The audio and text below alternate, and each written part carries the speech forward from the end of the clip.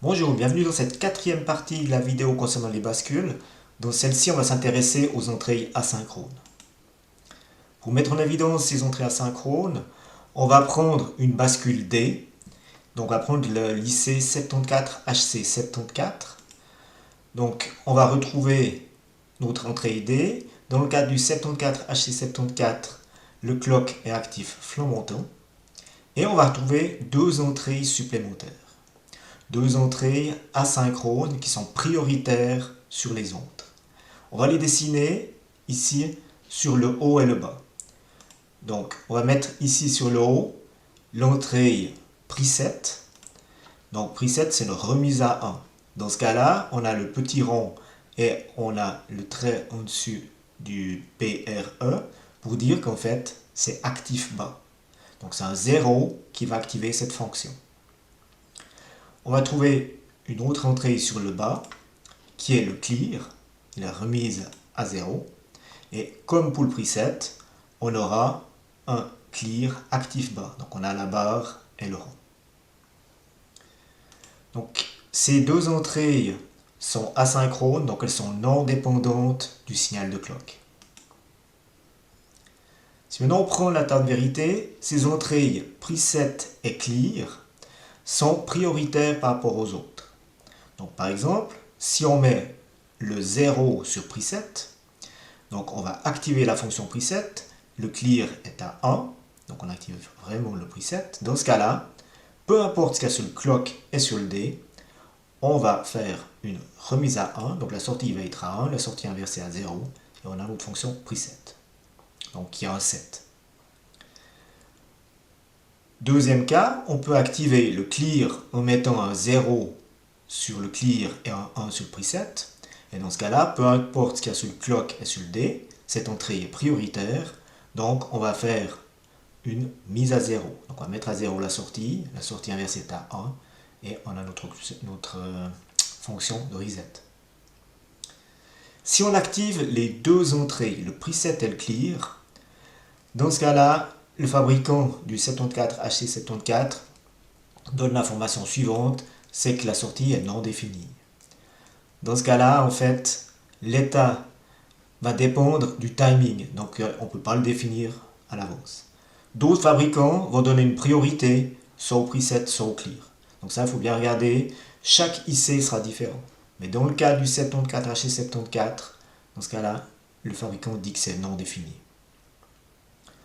Ensuite, si on n'active pas ces entrées preset et clear, donc dans les trois cas qui restent ici, si on prend le premier de ces trois cas, ici le clock, donc son entrée clock ici actif flanc montant, si elle se trouve à 0, à 1 ou sur le flanc descendant, dans ce cas-là, en fait, on va désactiver la bascule. Donc peu importe ce qu'il y a sur le D, on va avoir l'état mémoire. Donc on va garder l'état actuel de la bascule.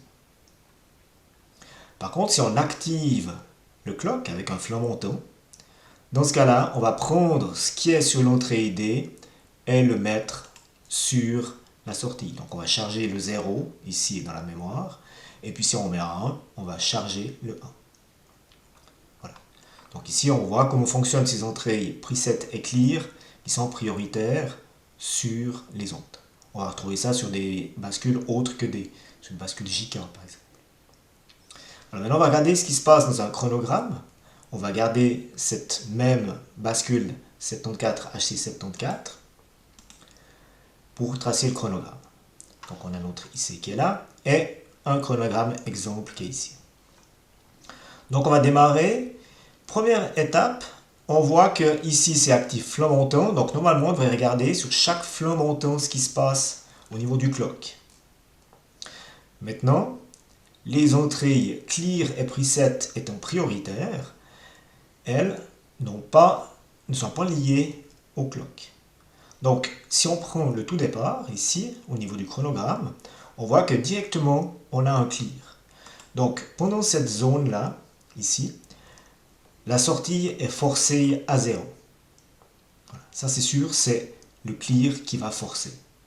Au moment où le clear s'arrête, donc ici, ce qui va se passer, c'est qu'on va devoir attendre le prochain flanc montant pour que les entrées puissent avoir une interaction avec la sortie. Dans ce cas-là, on va rester à 0 jusqu'au prochain flot montant, ici. Et à ce moment-là, sur le flot montant, on va activer l'entrée ID. On voit qu'on a un 1, donc le 1 passe à la sortie. Donc on charge le 1. Prochain flot montant, ici, on a un 0 sur D, donc on va charger ce 0 et le retrouver à la sortie. Prochain flot montant, le 1 qui est sur l'entrée ID va passer à la sortie. Prochain flot montant, on a ici un 0 sur D qui va passer à la sortie. Et tout à coup, on a ici le preset qui est activé. Donc on ne va pas aller jusqu'au prochain flot montant à l'état 0. Le preset ici va forcer la sortie à 1. Malgré qu'on ne soit pas sur un flot montant, la sortie va directement être modifiée. Et ici, on va rester à 1. Peu importe ce qui se passe sur le clock, peu importe ce qui se passe sur D. On reste à 1 pendant tout ce temps-là. Arrivé à la fin de la zone preset actif, on va à ce moment-là attendre le prochain flot montant ici pour avoir un effet sur la sortie.